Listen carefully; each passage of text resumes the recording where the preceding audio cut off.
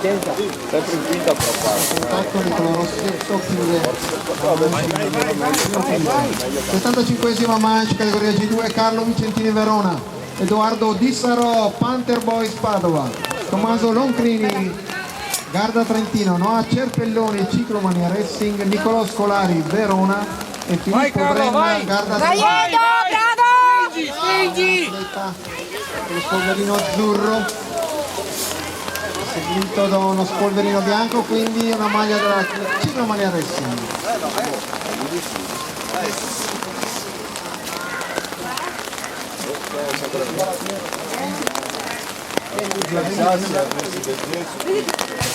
Edoardo Dissaro, fratello della fortunatissima Elena.